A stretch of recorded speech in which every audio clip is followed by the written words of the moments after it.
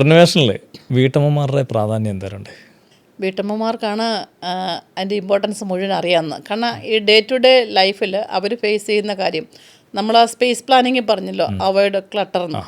ആ ക്ലട്ടറിങ് ഉണ്ടാകുന്നത് വീട്ടമ്മമാർക്ക് ഏറ്റവും അസഹനീയമായൊരു കാര്യമാണ്. കിച്ചണിലാണേലും അൺവാണ്ടഡ് ആയിട്ടുള്ള ഒരുപാട് കാര്യങ്ങൾ നമുക്കവിടെ വേണം, കളയാൻ മനസ്സിലാത്തൊരു കാര്യങ്ങളുണ്ട്. ഇതെവിടെ വെക്കും? അത്യാവശ്യമുള്ള സാധനം നമുക്കവിടെ വെക്കാനുള്ള സ്പേസ് ഇല്ല.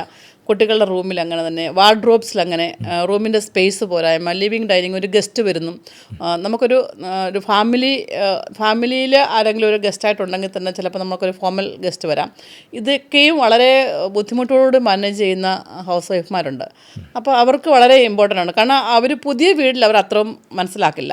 പക്ഷേ റിനോവേഷനിലേക്ക് വരുമ്പം അവരതിനെ practically day to day face ചെയ്യുന്ന കാര്യങ്ങളാണ്, അവർക്കത് എങ്ങനെ മാനേജ് ചെയ്യണം. ഞാൻ കൂടുതലും അവിടെ ഹൗസ് വൈഫ്മാരുമായിട്ട് ഇൻവോൾവ് ആയിട്ടാണ് വർക്ക് ചെയ്യുന്നത്. അപ്പോൾ അവരുടെ പ്രാക്ടിക്കൽ ഡിഫിക്കൽട്ടീസ് ഷെയർ ചെയ്യും.